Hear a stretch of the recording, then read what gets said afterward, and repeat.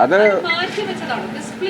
അത് മോഴ്സുലേറ്റർ എന്ന് മാത്രമല്ല, മോഴ്സുലേറ്റർ എന്നാണ് എന്നെ പറയുന്നത്. മോഴ്സുലേറ്റർ അതിനാണ് ആവശ്യം.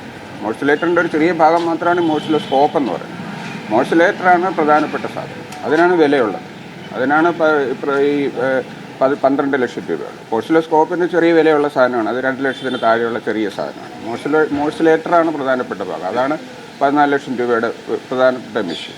അത് ഈ പറഞ്ഞതുപോലെ അത് ഇപ്പോൾ തൽക്കാലം അത് ഉപയോഗിക്കുന്നില്ല എന്നുള്ളത് ഔട്ട്ഡേറ്റഡ് ആണെന്നല്ല, അതിനെപ്പറ്റി പരിചയമുള്ള ഡോക്ടർമാരും ഇപ്പോൾ ഞങ്ങളുടെ കൂട്ടത്തിലില്ല. അത് വെച്ച് ആദ്യം ചെയ്ത കേസ് തന്നെ അത് വളരെ കോംപ്ലിക്കേഷനായ പേഷ്യൻ്റ്, ഏതാണ്ട് മരണത്തിനടുത്തെത്തിയ ഒരു പേഷ്യൻ്റാണ്. അപ്പോൾ അത് അന്ന് ഇത് ഞാൻ ഇരിക്കുന്നതിന് മുമ്പേ, ഞാൻ ചാർജ് എടുക്കുന്നതിന് മുമ്പേ പഴയ ഡോക്ടറാണ് അത് വരുത്തിച്ചത്. അപ്പോൾ അദ്ദേഹത്തിന് അതിന് പരിചയമുണ്ടെന്നുള്ള ഇതിലാണ് അത് വരുത്തിച്ചത്.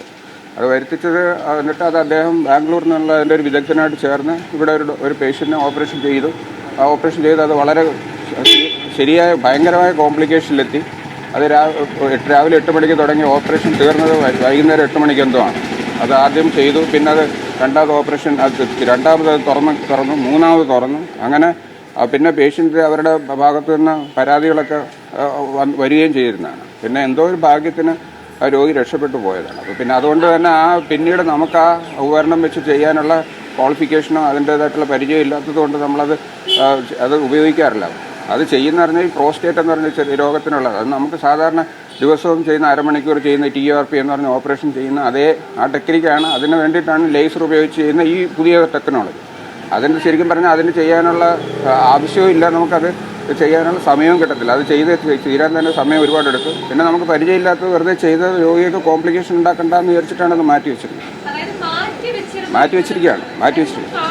കാണാതായതല്ല, അത് മാറ്റി വെച്ചിരിക്കുകയാണ്. അത് അന്വേഷണ കമ്മീഷൻ അന്ന് നമ്മൾ പറഞ്ഞിരുന്നത് അത് മാറ്റി വെച്ചിരിക്കുകയാണ്. അത് ഉപയോഗിക്കുന്നില്ല, നമുക്ക് പരിചയമുള്ളതല്ല. ഞങ്ങൾക്ക് 6 ഡോക്ടർമാരുണ്ട്. 6 ഡോക്ടർമാർക്ക് ആർക്കും ഇത് വെച്ച് ഓപ്പറേഷൻ ചെയ്തുള്ള പരിചയമില്ല. അങ്ങനെ പരിചയമില്ലാത്തൊരു ഉപകരണം വെച്ച് ഓപ്പറേഷൻ ചെയ്ത് രോഗികൾക്ക് എന്തിനാണ് പ്രശ്നങ്ങൾ ഉണ്ടാക്കുന്നത്? പ്രോസ്റ്റേറ്റിനുള്ള ഓപ്പറേഷൻ ഡെയിലി 2-3 വെച്ച് നമ്മളല്ലാതെ തന്നെ ചെയ്യുന്നുണ്ട്. അപ്പോൾ അങ്ങനെയുള്ള ഓപ്പറേഷൻ വെറുതെ പരിചയമില്ലാത്തൊരു ഉപകരണം വെച്ച് നമ്മൾ ചെയ്ത് അത് പ്രശ്നങ്ങളാക്കണ്ട. പിന്നെ ഉപകരണം മാറ്റി വെച്ചിരിക്കുന്നു എന്ന് പറഞ്ഞാൽ അത് നമുക്ക് നാഷണൽ മെഡിക്കൽ കമ്മീഷൻ്റെ അംഗീകാരത്തിനൊക്കെ ഇങ്ങനെയുള്ള ഉപകരണങ്ങളൊക്കെ വേണം. PG കോഴ്സ് എന്തോ അത് അവിടെ തന്നെ ഇരിക്കുകയാണ്, ഓപ്പറേഷൻ തിയേറ്ററിലുണ്ട്. അത് പരിചയമില്ലാത്തതുകൊണ്ടാണ് അത് വെച്ച് ഉപയോഗിക്കുക. അത് മാത്രമാണ് നമുക്ക് ഉപയോഗത്തിൽ ഇല്ലാത്ത ഒരു സാധനം. അത് ഉപയോഗിക്കുന്നില്ല, അത് മാറ്റി വെച്ചിരിക്കുകയാണ്. അതിന് നമ്മൾ പറഞ്ഞിരിക്കുന്നത് ഏതെങ്കിലും ഡോക്ടർമാർ അതിന് പോയി, വേറെ ഏതെങ്കിലും സെൻറ്ററിൽ പോയി അത് ചെയ്ത് കുറച്ച് 1 മാസമെങ്കിലും ട്രെയിനിങ് എടുത്തിട്ട് വന്ന് നമുക്കത് ചെയ്തു തുടങ്ങാമെന്നാണ് ഞാൻ കൂടുതലുള്ള ഡോക്ടർമാരോട് പറഞ്ഞിരിക്കുന്നത്. പക്ഷെ അങ്ങനെ 1 മാസത്തേക്ക് ഒരു ഡോക്ടറെ പറഞ്ഞു വിടാനുള്ള ഇപ്പോഴത്തെ നമുക്ക് മാൻ പവർ ഇല്ല.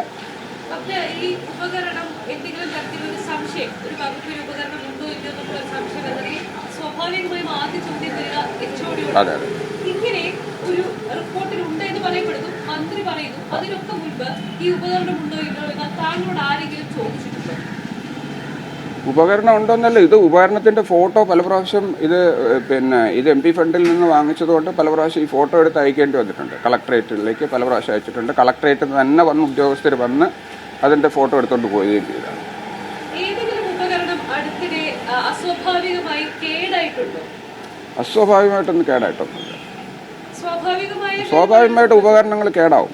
ഉപകരണങ്ങൾ അടിക്കടി കേടാവുന്നതാണ്. അത് നമ്മൾ ഉപയോഗിക്കുന്നത് പറഞ്ഞു കഴിഞ്ഞാൽ നമുക്ക് ഒരുപാട് ഡോക്ടർമാരുണ്ട്. ഞങ്ങൾ 6 ഡോക്ടർമാരുണ്ട്, കൂടാതെ 18 റെസിഡൻറ്റ് ഡോക്ടർമാരുണ്ട്. അവർക്കെല്ലാം ട്രെയിനിങ് ഉണ്ട്. അപ്പോൾ നമ്മളിപ്പോൾ ഈ ഡ്രൈവിംഗ് സ്കൂളിലെ വണ്ടി പോലെയാണ്, അത് എല്ലാവരും ഉപയോഗിക്കുന്നതാണ്. ഫസ്റ്റ് ഇയർ റെസിഡൻറ്റ് മുതലേ നമ്മളത് ഉപയോഗിക്കാനുള്ള പരിശീലനം കൊടുക്കും. അതുകൊണ്ട് തന്നെ അത് ഉപയോഗിക്കുമ്പോൾ അതിനകത്ത് കേടുപാടുകൾ വരും. നമ്മളിപ്പോൾ പ്രൈവറ്റ് ഹോസ്പിറ്റലിൽ ഒരു സിംഗിൾ ഡോക്ടർ ഉപയോഗിക്കുന്ന അത്രയും ഒരു ലൈഫ് ഒരിക്കലും നമുക്ക് ഗവൺമെൻറ് ഹോസ്പിറ്റലിൽ, ഒരു ടീച്ചിങ് ഹോസ്പിറ്റലിൽ കിട്ടില്ല.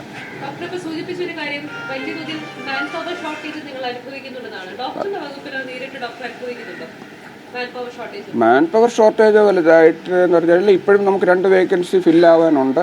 അതിനകത്ത് ഇനിയും ഒരു ഡോക്ടർ അങ്ങോട്ട് ട്രാൻസ്ഫർ ഓർഡർ ആയിരിക്കുകയാണ്. അദ്ദേഹത്തിനെ നമ്മൾ പിടിച്ച് നിർത്തിയിരിക്കുകയാണ്. പുതിയ ഡോക്ടർ വരുന്നതുവരെ അദ്ദേഹം പോകരുതെന്ന് എൻ്റെ അഭ്യർത്ഥനയെ മാനിച്ചാണ് അദ്ദേഹം നിൽക്കുന്നത്.